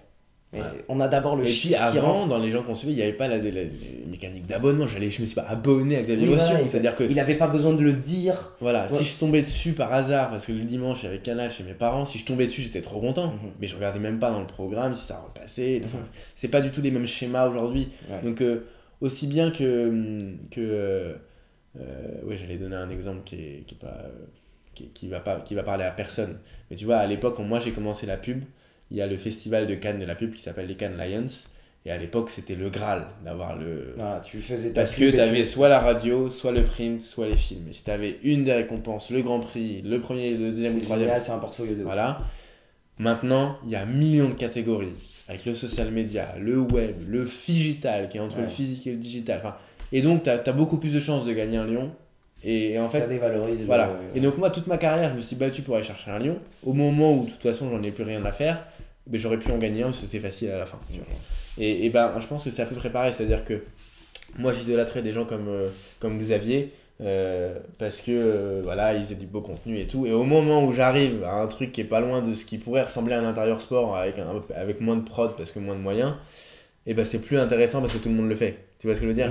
Alors tout le monde, voilà, les gars ils sont pas forcément dans l'intimité des joueurs et tout, et moi j'aime bien aller là-dedans, tu vois. Mais ils sont pas forcément là-dedans. Mais c'est vrai que voilà, je pense qu'aujourd'hui, tu sais qu'on se disait avec Brice, il y a des jeunes qui nous voient, qui nous demandent pourquoi on n'est pas en NBA, tu vois. Ils ont pas du tout les distances. Ils ont pas du tout les distances. Et forcément, bah, t'es fier et en même temps, bah, tu sais pas si t'as le droit d'être fier parce que tu sais pas si c'est bien ou pas pour les jeunes, tu vois. À l'époque, quand nous on a grandi, on nous disait faites pas trop de jeux vidéo, allez dehors. Je me souviens des campagnes. Des campagnes, je crois que c'était pour Steel, pour les tronçonneuses, où il disait, voilà, il y avait c'était des décors extérieurs, il disait que le meilleur terrain de jeu, il n'est pas à la console, il est dehors. Et en fait, si tu veux, je parle avec mon décor de publicitaire, mais si tu veux, à l'époque, c'était mal de jouer aux jeux vidéo, aujourd'hui, il y en a qui en ont fait leur métier et qui gagnent des millions. Et tu vois, c'est juste qu'aujourd'hui, je sais pas si ce qu'on fait, c'est bien. J'en ai aucune idée, je sais pas si on mérite d'être suivi autant. Je pense qu'il y a un effet de boule de neige et exponentiel qu'on connaît grâce à l'algorithme YouTube, etc. Sûr qu'on gagne de l'argent, sûr qu'on vit des expériences énormes, mais pas sûr que ce soit très bien pour les jeunes dans le sens où, si tu veux, des gens comme... mais après, ouais. En fait, les youtubeurs d'aujourd'hui... J'ai l'impression que c'est un débat intérieur que tu as, et qui te travaille. Parce que les gens d'aujourd'hui, ils sont devenus youtubeurs en faisant autre chose. Enfin, je sais pas comment expliquer, mais ils se sont pas dit un matin, tiens, je vais devenir youtubeur. Norman et Cyprien, ils ont mis leurs vidéos. Au début, il y avait 200 personnes. La semaine d'après, on avait 1000. Et ils ont créé le métier de youtubeur. Et aujourd'hui, il y a des gosses, tu leur demandes ce qu'ils veulent faire plus tard. Ils veulent être youtubeurs. Mais c'est exactement la même chose. Et c'est un complexe que j'avais aussi dans mon autre métier. C'est que moi, j'avais pas le bagage annexe. C'est-à-dire qu'en fait, à l'époque, les publicitaires, c'était des anciens journalistes, des anciens historiens, des anciens profs, Et qui avaient une petit esprit créatif et qui ont créé le métier de publicitaire et de créatif, tu vois. Et moi, je fais partie de ceux qui ont payé des écoles pour devenir ça sans avoir aucun vécu derrière. Donc aucune culture dans un autre domaine, que ce soit dans la mécanique, l'automobile. Et donc j'avais ce complexe de... Ça s'appelle le syndrome de l'imposteur. Voilà, c'est le syndrome de l'imposteur. C'est ça. J'avais ce complexe de putain, j'ai un salaire, super. Je sors des slogans, trop bien. Mais est-ce que j'ai mérité de sortir des slogans qui sont mieux que des mecs qui ont 20 ans de carrière, d'autres choses dans leur vie et qui savent pourquoi ils ont écrit ça. Moi, des fois, je trouvais des trucs, mais je suis incapable de dire comment je les ai trouvés. Et ça marchait et c'était vendu aux clients. Alors qu'il y a des mecs, ils ont élaboré une méthode dans leur tête pour savoir comment arriver à ça le plus vite possible. Et ça, c'est la même chose, c'est-à-dire que nous, on monte une vidéo, on fait 30 000 vues dans le week-end, c'est incroyable, mais tu as des marques qui sont incapables de générer 30 000 vues de manière organique. Et ça, je pense qu'on est des imposteurs dans un sens où on a une audience qui est pas fake, mais qui est juste que, comme ton pote il a regardé, tu dois regarder, comme tes potes s'en parlent à la récré, Et non, il y a une raison. Non, là je suis pas d'accord avec toi, parce que là, à un moment, il y a une raison pour que les gens te regardent une première fois et les gens te regardent longtemps. Oui, parce qu'on est dans un monde, bien sûr. Parce qu'aussi, on est dans un monde où il y a plus de contenu que jamais. On est capable aujourd'hui de faire un podcast d'1 heure. Oui, mais donc si c'était nul, les gens seraient déjà partis. Je sais, mais c'est juste sur le côté idole et inspiration. Je sais que on est plus que tributaire de j'aime pas pour les jeunes, tu vois. Mais c'est juste est-ce que il nous place pas trop par rapport à ce qu'on est. Voilà, c'est juste pour finir ce débat là. Peut-être qu'on on est placé trop. Et après, à la fin, Xavier Vaution, si je le croise, il est moins haut que là où je le mettais quand il était jeune, tu vois. Quand il était jeune et quand j'étais jeune. Parce que t'étais plus jeune. Parce que j'étais plus jeune, mais voilà, je suis pas sûr que ce soit exactement la même façon d'être inspiré, et je suis pas sûr qu'on ait le charisme et la légitimité de Xavier Vaution à l'époque où il faisait Intersport. Ok, je peux comprendre. Je reviens sur ta chaîne, il y a eu vraiment plusieurs étapes sur ta chaîne, j'ai l'impression. Et là, on a un petit peu vécu une transition. Tu as été au moment où tu étais vraiment sur de l'entertainment, c'était vraiment du divertissement à travers Obsidia. Et maintenant, on est sur un travail un petit peu plus professionnel, un travail de performance. Et au milieu de tout ça, il y avait MUP, Most Unexpected Player, le moment où tu as pris un coach et tu as vraiment pris au sérieux ton basket. Est-ce que tu peux me parler de cette transition? Est-ce que tu es en train de trouver ton équilibre? T'as l'impression? Alors, trouver l'équilibre, ça voudrait dire que je l'ai cherché.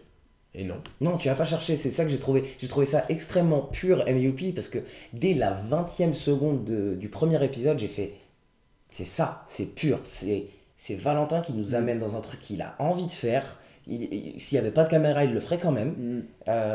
Et on a envie de le suivre de A à Z parce qu'il y a quelque chose qu'on peut apprendre de ça. C'est pour ça que je trouvais ça pur, parce qu'il y avait tous ces 3 ingrédients.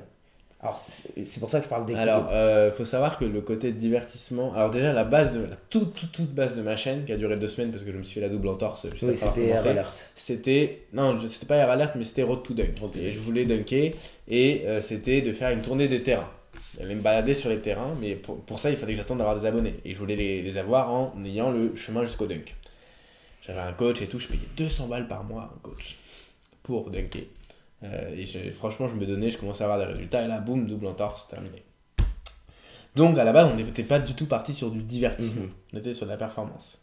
Et la raison pour laquelle j'ai commencé à faire des horses... Parce que t'avais pas de cheville. Non. C'est parce que les joueurs NBA... Le premier horse que j'ai fait sur ma chaîne, c'était contre Evan Fournier. Et si tu regardes au début de la vidéo, je lui ai dit, est-ce que tu veux faire un contre 1 ou un horse? Moi, je lui donnais juste une porte de sortie. Et il l'a prise. Et moi, je voulais faire un contre 1. Et donc, en fait, ma chaîne, à la base, c'était du 1 contre 1. Si tu regardes les 1 vs abonnés, c'était du 1 contre 1. Toi et moi, on a fait un contre 1. Ouais, ensuite, c'était que des 1 contre 1. Et il se trouve que avec Evan Fournier, par la force des choses, on a fait un horse. Mais jamais j'ai été spécialisé dans le horse. Tout le monde me dit que je suis spécialiste du horse. C'est juste que j'ai fait des horse avec les joueurs qui ne voulaient pas faire de 1 contre 1. Donc, j'ai jamais décidé de faire du divertissement. C'est juste qu'effectivement, le tir en arrière, le tir au-dessus de la poutre et quelques petites gélies dans tous les sens, forcément, à force de faire, ça rentre pas du premier coup, mais ça rentre plus vite que la moyenne. Donc on a l'impression que je suis spécialiste, mais ça m'amuse pas plus que... Moi, je préfère faire un contre 1 million de fois que de faire un horse. Parce que surtout qu'en plus, aujourd'hui, pour me battre au horse, moi, personne n'a jamais mis le tir en arrière, tu vois. Ouais. Donc déjà, ça fait une lettre. Et j'ai quelques autres trucs qui sont hyper chiants. Et du coup, même moi, je prends pas de plaisir sur le hors, si tu veux. À part, enfin, même contre les joueurs pro, je prends pas de plaisir parce que pour le coup, les joueurs pro, ils font des tirs hyper classiques et c'est pas marrant non plus. Ouais. Tu vois. Et, Soit ils te lavent sur du fondamental, voilà. tir à mi-distance avec la planche. Voilà, c'est ça. Et ils ont pas envie de faire des choses un peu épiques, tu vois. Il y a que des Lavedova qui s'est un peu prêté au jeu avec les murs et tout. Mais à la fin, il s'envoyait quand même la balle, il finissait sur un petit alley-oop, donc il peut se passer n'importe quoi avant l'alley-oop. À la fin, s'il se retrouve comme ça, il va le mettre, tu vois. Ouais. Mais du coup, voilà, j'ai jamais eu vraiment envie de faire du loisir, divertissement, machin. Et il se trouve que pendant ma tournée des terrains que j'ai enfin fait l'année d'après, j'ai rencontré Tremaine, le coach de la MUP, à Marseille. Il m'a dit qu'il s'installait à Paris. Je lui ai dit, trop bien, est-ce qu'on n'essaierait pas de faire quelque chose? Lui, il avait besoin de visibilité. Moi, j'avais besoin de rien, mais j'ai dit, tiens, est-ce qu'on ne ferait pas ce format-là? Il m'a dit, pourquoi pas. Donc, lui, il a gagné en visibilité, donc il a gagné des clients, c'était le deal. Et moi, j'ai gagné en confiance en moi, etc. Enfin, tout ce qu'on a dit avant. Mais du coup, le tournant, c'est pas un switch, c'est vraiment un tournant au sens du virage. C'est-à-dire que il y a la destination qui est de faire le meilleur contenu possible et qu'on aime faire. Et il y avait la ligne droite, il y avait les 1 contre 1 et l'opposition et la performance. Bon, il y avait les horses à côté et on est revenu dans le droit chemin avec le MUP. Donc, c'est pas un tournant, c'est un retour sur le droit chemin. Un retour sur le droit chemin. Donc, bien sûr, partie réseaux sociaux, tu es dans un sport compétitif, tu postes des actions cool que tu fais, tu te retrouves très souvent à avoir des gens qui doutent de toi dans les commentaires, tu te retrouves souvent avec des personnes qui te disent qu'il y a faute, qu'il y a marché, que tu joues contre des enfants. Alors comment tu gères un petit peu, parce qu'il y a plein de personnes qui ont différentes manières de gérer la critique. Comment fait Oupsidia? Avant mes 1000 abonnés sur YouTube, j'en avais pas. Zéro commentaire négatif. Même sur Insta? Non, jamais. Après les 1000, on m'avait dit, tu verras, après 1000, t'inquiète, ils arrivent. Ils sont en route. Comme si c'était vraiment des gens. C'est les White Walkers dans Game of Thrones.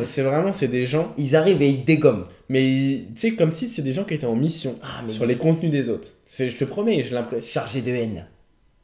C'est incroyable. Et je te jure, et tu le sais, j'ai envie de faire ma vidéo contre un hater. Je veux faire la vidéo où j'affronte un hater. Ouais, toi, vraiment, sur 99,9% de tout ce que tu fais sur internet, j'ai jamais de souci avec ce que tu fais. Mais quand il y a des haters au niveau de ton basket, je sais que tu as envie de les dégommer un contre un. Je sais que tu as envie d'en prendre un.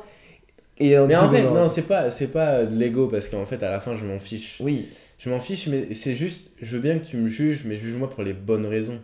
En fait, là où tu me juges, c'est parce que tu attends que je sois à un niveau que toi, t'espères avoir, que t'as pas, que j'ai pas non plus. Et donc, comme je suis suivi pour ça, alors que j'ai même pas un niveau correct, ça t'ennuie. C'est ça le problème. Mais à la fin, le mec, en fait, je me dis, ok, tu déportes le sujet et tu le mets dans la vie d'un étudiant normal qui est peut-être celui qui me regarde. Tu commences ta vie, tu fais ta scolarité, cool. Tu vises un métier. Tu as le bac, génial.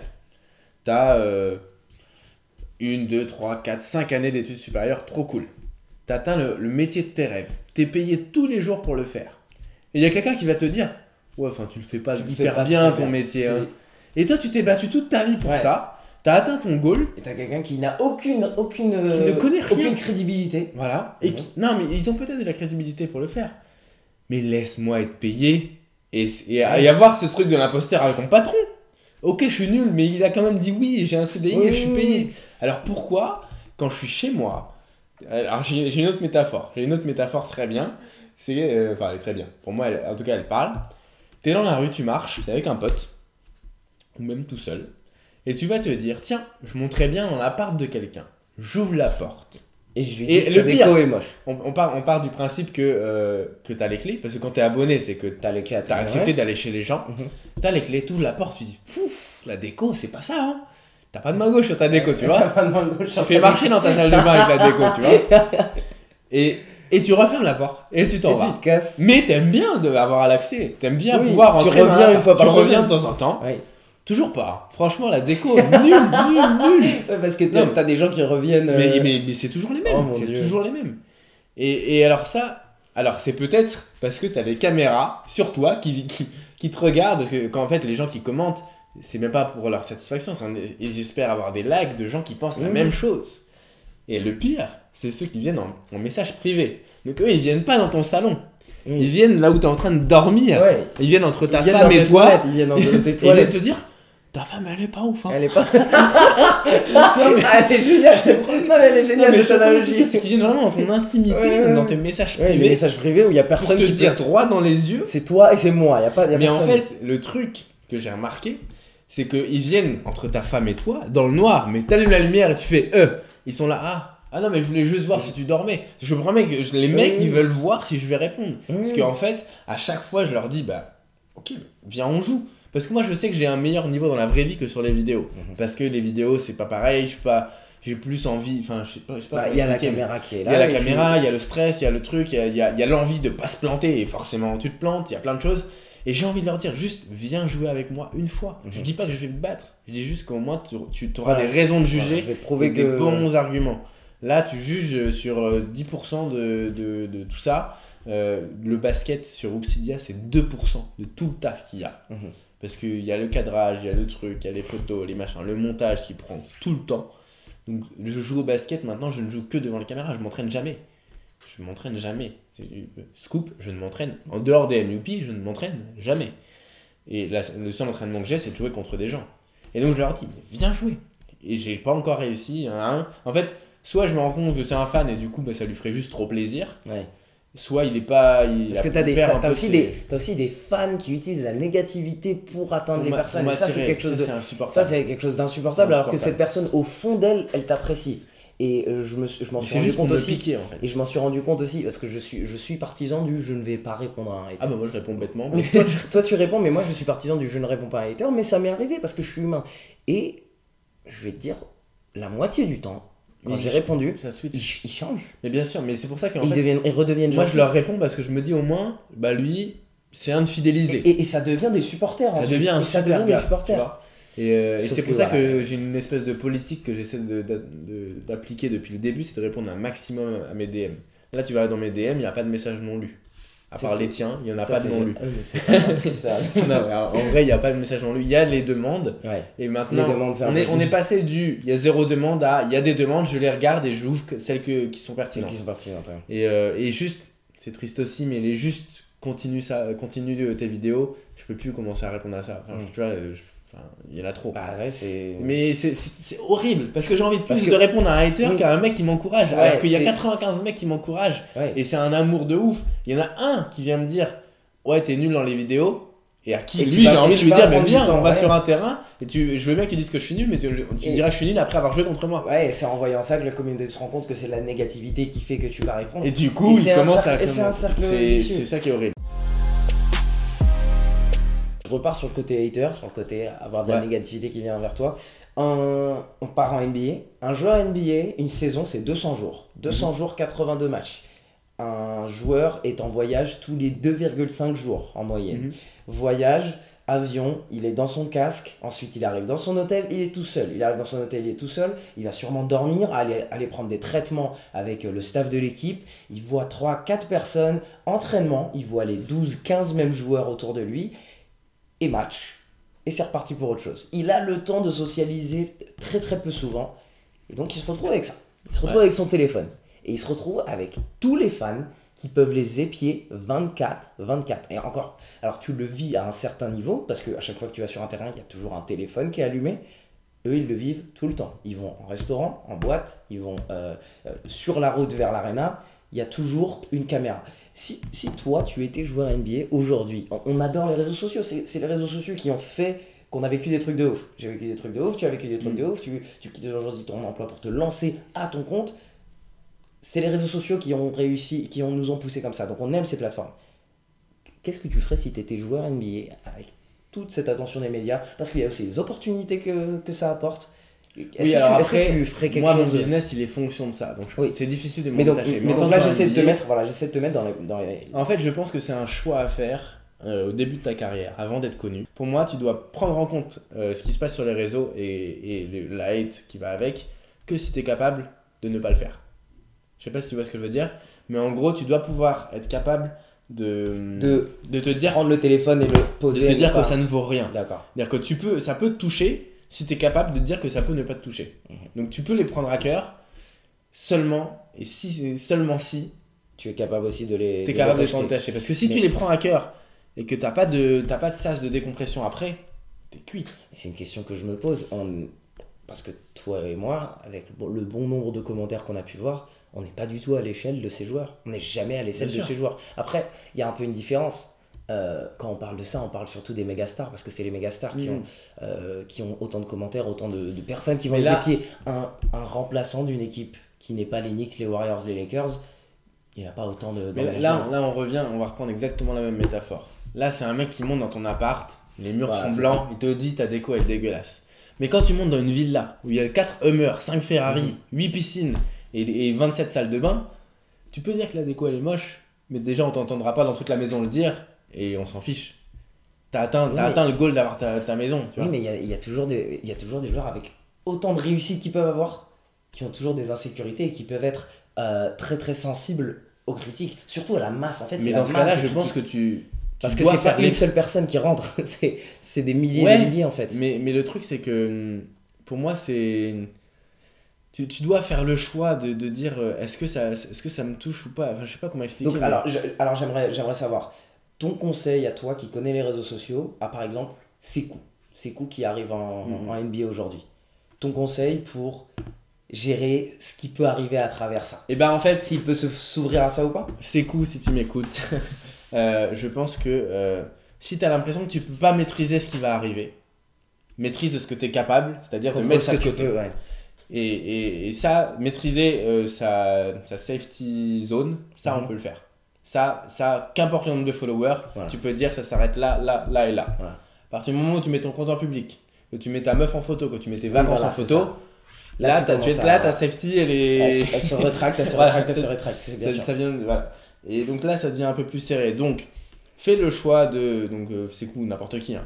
Fais le choix de dire voilà, est-ce que je mets mes parents en photo Voilà, Est-ce que je mets mets la ma famille copine en photo Est-ce que je mets mes amis en photo Mais c'est exactement. C'est le même principe avec les marques, tu vois. Moi, il y a des marques avec lesquelles je bosse pas parce que je veux pas qu'on me voit avec ces marques-là, Mhm. tu vois.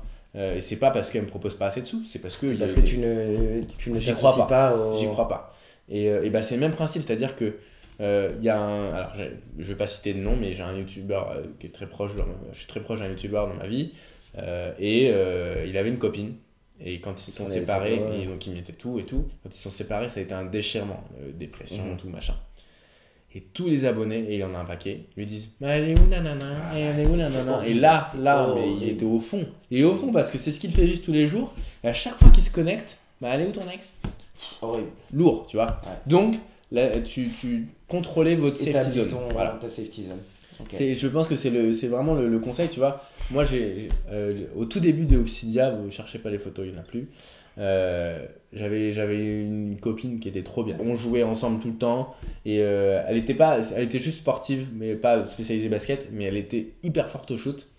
Et même, je l'avais appelée Never Miss Obsidia. Si jeu de mots. C'était ta chérie Ouais, c'était ma Ah, ok. copine. C'était ma copine. On avait fait des photos ensemble à la hoops et tout, mais on se connaissait pas encore. Et Et donc t'avais posté j'avais posté parce qu'elle était jolie, enfin vraiment ça rendait vraiment bien, Voilà. tu vois. couple goals. Exactement, tu vois. Et puis on s'est séparés et je me suis vu un peu obligé de supprimer les photos. Mais à l'époque, je faisais 100 likes, on Voilà, s'en foutait, donc tu vois. tu t'en foutais. Aujourd'hui, on me demanderait des comptes. Mais pourquoi il n'y a plus nanana Ouais. Et en fait, t'as qu'à voir quand j'ai mis ma pote en Espagne, là, à Tira. Mhm. Tout le monde te demandait si c'était ta chérie. Et tout le monde veut que ce soit ma Oui, chérie. voilà. Donc maintenant, si vous voyez une fille sur mon compte, c'est que c'est pas elle. Voilà, on C'est va aussi définir simple ça que comme ça. C'est aussi simple que ça. C'est que c'est pas elle. Donc ouais, contrôlez votre safety zone Ok. et faites en sorte que rien ne sorte. Carrément ça. Parce Ouais. que ça peut coûter cher. Bon, Antoine, on a parlé de plein de trucs. Ouais. Merci beaucoup d'être passé sur le deuxième épisode du Bah, podcast. merci à toi et bon courage pour le montage parce Bah, que ouais. je pense que vous le voyez peut-être aller en 50 minutes, 1h20 peut-être. Ouais. Ça fait 2h32. 2h32, mais c'était 2h32 vraiment, vraiment agréable. J'espère que les prochains podcasts avec les prochains invités seront aussi intéressants parce que j'ai tiré beaucoup, beaucoup de choses de cette discussion. J'espère que vous avez kiffé aussi derrière votre écran. Parce qu'il y a 2 caméras, on est là et là. J'espère que vous avez vu l'épisode du banc au buzzer qu'on a pu tourner ensemble. On l'a tourné ce matin. Ouais, je remets un disclaimer ici et là pour l'épisode du banc au buzzer. Je suis absolument pas coach et ce que j'ai donné à Samy, c'est des petites choses à mettre dans son sac qui sont dans le mien. Mais encore une fois, il applique pas. N'appliquez pas forcément en club si vous sentez que c'est pas du tout, ça va pas avec le reste de votre sac. Vraiment c'est important. C'était très important pour lui de le préciser parce qu'on veut pas que tous les coachs de France le détestent. Voilà, c'est simple que ça. C'est ça. Merci beaucoup d'avoir regardé le podcast. On te retrouve sur YouTube, Instagram au nom Oupsidia. Exactement. Et qu'est-ce qu'il y a de chaud? D'ailleurs, c'était une question. Qu'est-ce qu'il y a de chaud? Qu'est-ce que t'as de chaud en ce moment qui va sortir bientôt? Qu'est-ce qui t'excite? Il y a mon camp. En pension complète. Les MVP partent avec moi aux États-Unis à la rentrée. Enfin, il y a plus de 90 personnes. Ça va être cool. Vous amenez aux États-Unis les MVP? Ouais. Vous allez faire quoi? Mater un match NBA? Plusieurs matchs NBA. Génial. Et on devrait rencontrer un joueur. Trop cool. C'est génial. Voilà. Bon, en tout cas, abonnez-vous à sa chaîne. J'espère que vous avez pu rester pendant tout ce podcast.